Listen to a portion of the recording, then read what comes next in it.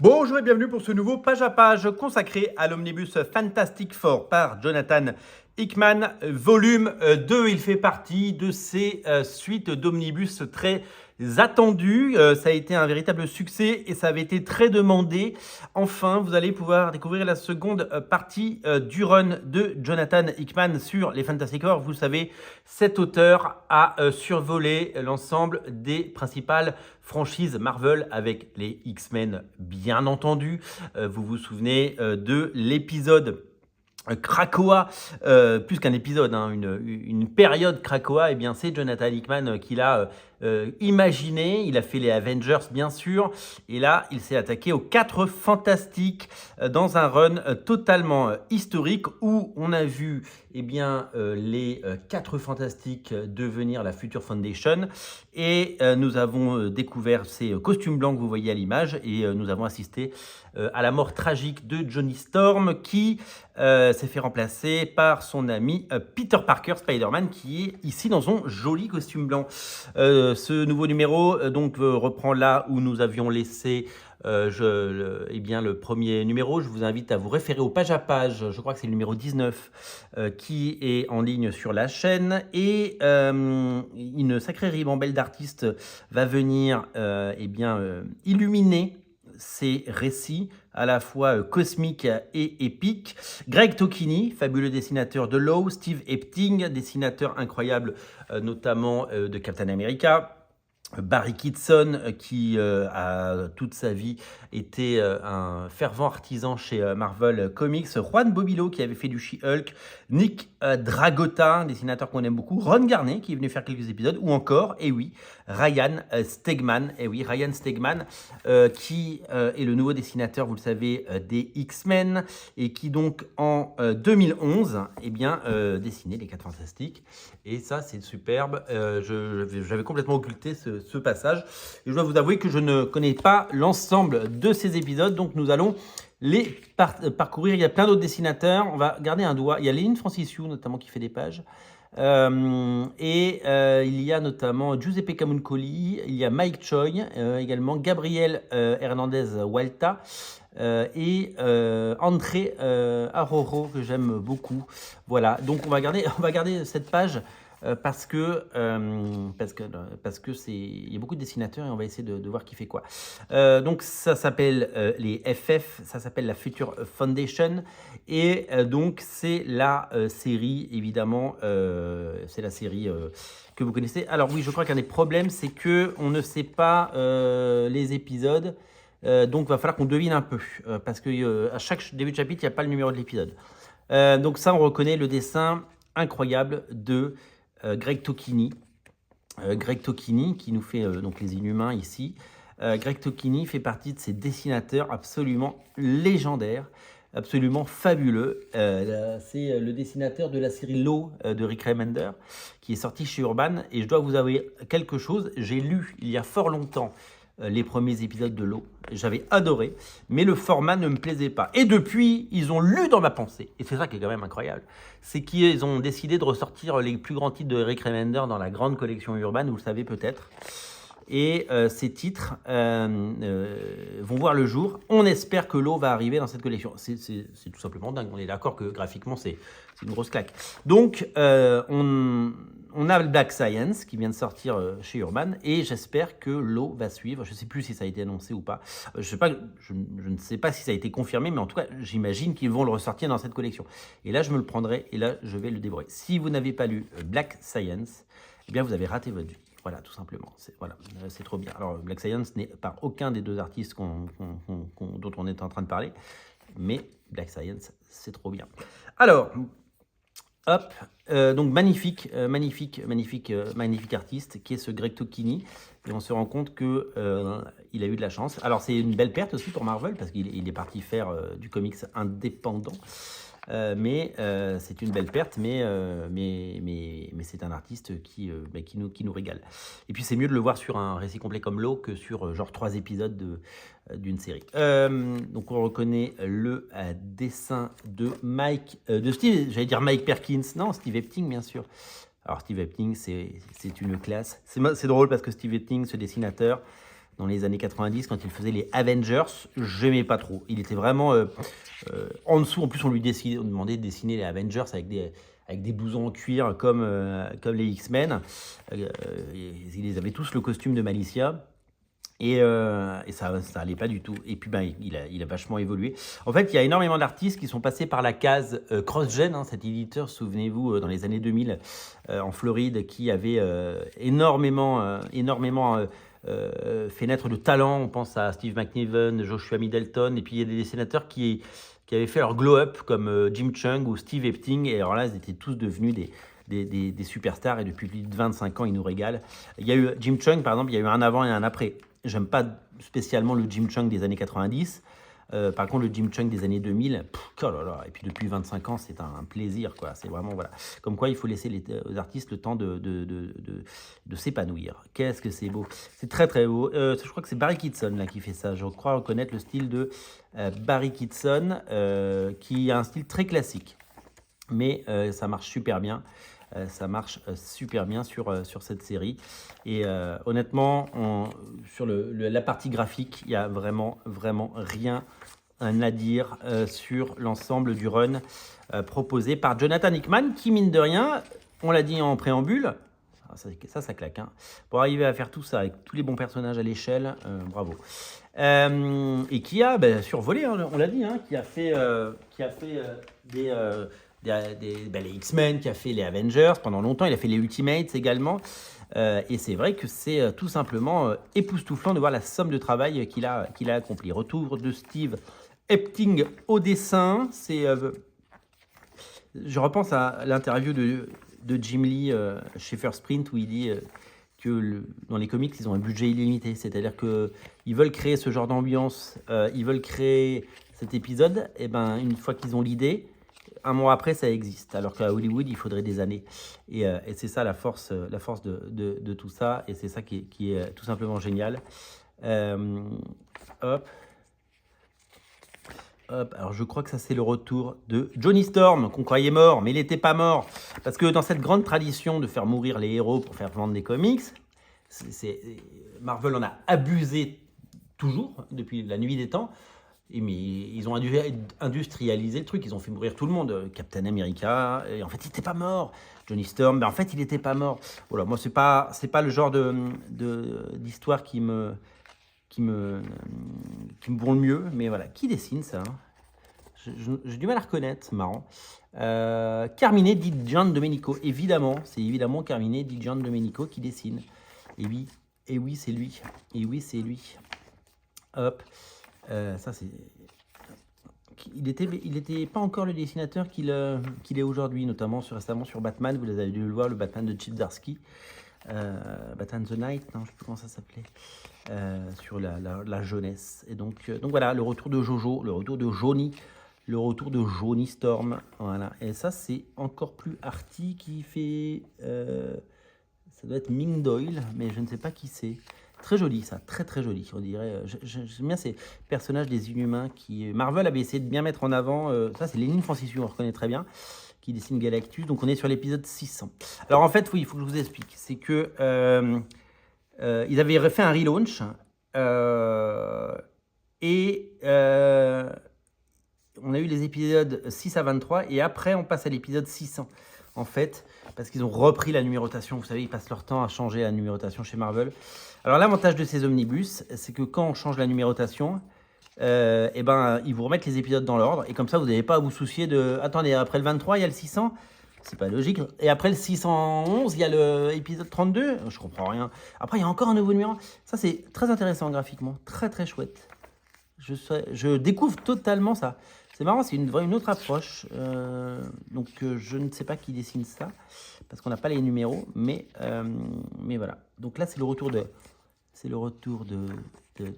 Steve Epting. Steve Epting, je vais essayer de retrouver. Steve Epting, il en a fait de l'épisode 600, 601. Donc, je pense que c'était Farrell Dalrymple. J'avais jamais vu son trait. Donc là, on reconnaît, c'est évidemment la beauté du trait de Steve Epting. Epting, comme on dit dans le sud. Et ça, c'est voilà, c'est le retour de ce dessinateur qui est génial. Pourquoi on l'a pas vu plus? Alors, je sais que les dessinateurs, les fans de comics qui lisent du comics, ils aiment pas trop ce genre un peu arty. Moi, j'aime beaucoup.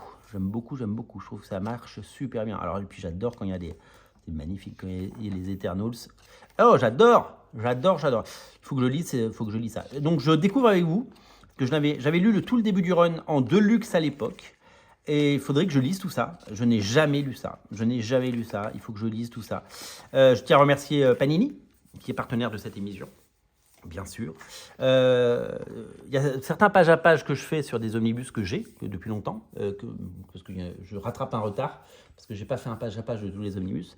Mais j'ai un partenariat sur les nouveaux omnibus, notamment celui-là. Et celui-là m'a été envoyé par Panini pour que je puisse vous le montrer. Et c'est ce que je fais.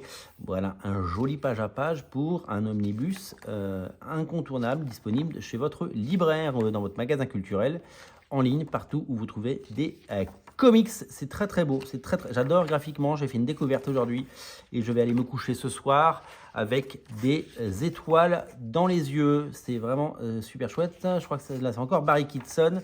Barry Kitson qui est donc toujours là. Et Barry Kitson,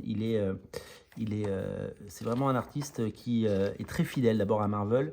Et voilà. Et là, je crois que Sue Storm ramène Johnny. Donc, d'après ce que je comprends, il y a le Power Pack. Il y a le Power Pack que j'adorais ça quand j'étais gosse, quoi. C'était dans Spidey. J'adorais les épisodes de Power Pack. C'était vraiment tellement chouette. Nous sommes encore sur le dessin. Voilà. Epting, c'est un peu le fil rouge. C'est un peu le dessinateur qui nous régale. C'est un peu le dessinateur qui est là un peu tout le temps. Et il est doué. Il n'y a pas à dire. Il n'y a rien à dire. Je dis rien. Vraiment super chouette. Clac. C'est très joli. Ça donne très envie de lire tout ça. C'était un pan... Jonathan Hickman, pendant très longtemps, je l'ai boudé. Ça c'est Nick Dragotta. J'aime beaucoup Nick Dragotta. Nick Dragotta, c'est lui qui a fait East of West, notamment. Avec... c'est là qu'ils se sont rencontrés, ça y est. Tic, tic, tic. J'ai le cerveau qui vient de ce... Voilà, ça c'est du Nick Dragotta. Et après, ils ont fait East of West, qui est paru donc, dans la grande collection Urban de chez Urban Comics. La même qui accueille Layla Starr, qui accueille Nice House on the Lake et tout ça. Ça c'est très chouette. C'est très très chouette, on dirait du Adam Kubert. Est-ce que Adam Kubert a été annoncé? Nous allons retourner. Hop. Non, il n'a pas été annoncé, mais... Ah non, c'est du Ron Garnet. C'est Ron Garnet. C'est marrant, ça ressemble. C'est vrai que je n'ai jamais fait le lien entre les deux dessinateurs. Hop, ça c'est Giuseppe Camuncoli, on reconnaît. Alors lui, c'est une bête, parce que Camuncoli est capable de dessiner de la page. Il a fait du Spider-Man, il a fait du Batman. Finalement, c'est ces dessinateurs incroyables qui laissent leur empreinte au fil des années, au fil des mois, et qui cartonnent. Ça, c'est Ron Garnet, on reconnaît. On connaît Ron Garnet. Hop. Et hop. Voilà. Oh, c'est très chouette, Ron Garnet. Je ne savais pas du tout qu'il avait fait de... Ça, c'est Nick Dragotta. On reconnaît son style un petit peu... ces personnages qui ont un petit côté rétro dans le trait. Et c'est super bien dessiné. J'aime beaucoup. Je sais que ça ne plaît pas à tout le monde. Mais moi, je trouve ça très chouette. Voilà. C'est drôle. Je sais pas, j'étais pas prêt.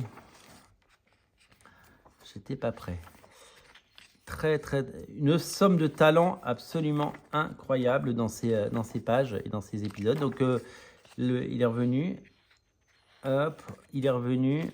Là, c'était à l'époque du mariage. Ouais, c'est ça, c'est l'époque où Black Panther était marié avec Ororo. Il les accueille au Wakanda. C'est cool. Wakanda Forever. Hop, dîner de gala.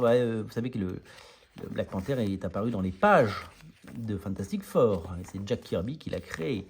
Voilà. Et donc, on découvre un peu le Wakanda. Et voilà. Donc, super chouette avec Black Panther au féminin.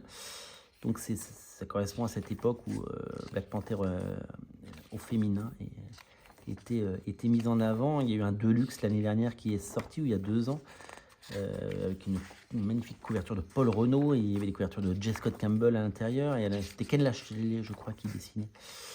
Voilà. Donc là, en fait, il peut s'amuser à faire tout ce qu'il aime, hein. Jonathan Hickman, il peut faire du cosmique, hein, il peut faire des choses étonnantes. Qui dessine ça? Je reconnais pas trop. Que pourrait être qui? C'est peut-être Gabriel Walta, je sais pas. C'est dommage qu'il n'y ait pas les numéros de page, parce que du coup, j'arrive pas à me repérer. Alors après, si Ryan Stegman arrive et que je ne reconnais pas, je vais avoir l'air fin, parce que Ryan Stegman, en 2011, il ne devait pas dessiner. Ça, c'est du Nick Dragotta, ça. Oui, ça, c'est du Nick Dragotta. Je reconnais. Et c'est très chouette, ça marche super bien. Et qu'est-ce que c'est beau, quoi. Ça permet de faire des choses... Oh, quel dessinateur, ce Nick Dragotta. Vraiment, lisez East of West, par les mêmes auteurs, Jonathan Hickman et Nick Dragotta. Vous allez vous régaler. Il y en a des choses à lire, hein. Eh ouais, il y en a des choses à lire. Hop, là c'est qui? Je crois que c'est Ryan Stegman. On reconnaît son style un petit peu génial. Quel dessinateur. Il en a fait lui aussi des pages, hein. Donc là c'était un tout jeune Ryan Stegman. Je pense que c'est avant son run sur Superior Spider-Man, pour tout vous dire. Donc voilà. Donc ça c'est vraiment un dessinateur qui penchait un peu du côté d'Olivier Coipel à l'époque. Et qui a vraiment trouvé son identité propre, hein. Il y a certaines pages, et voilà, il y a un côté un peu cartoon aussi de temps en temps, ça s'est un peu apaisé. À l'heure où j'enregistre, on n'a pas encore lu ces épisodes des X-Men. Si vous voyez cette vidéo en 2045, vous aurez lu les épisodes, bien sûr, de Ryan Stegman.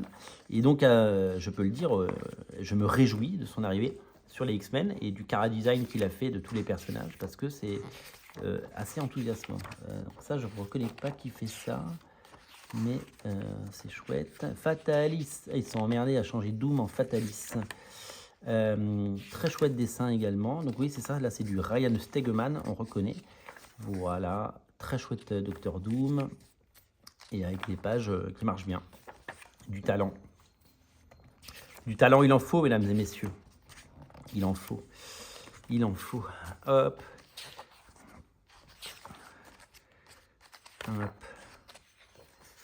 Qu'est-ce que c'est joli, ça. Il y a vraiment, graphiquement, il n'y a rien à dire sur le run de Jonathan Hickman, parce que c'est magnifique, et ça s'arrête donc ici. Et donc après, je ne sais plus à qui il laisse sa place. Dessin Gabriele Dell'Otto, John Romita Jr., Arthur Adams, magnifique couverture. Joey Quesada pour l'épisode 600, bien sûr, avec Joey Quesada en noir et blanc. C'est important de regarder les pages. Dessin de Mike Choi, de Ron Garnet qui lui a fait une chose façon d'Alkeon et façon Hulk. Mike Choi, Kalman Andra of Sky, je ne sais pas qui c'est, mais sacré coup de crayon. Mike Choi, Ron Garnet, Mike Choi,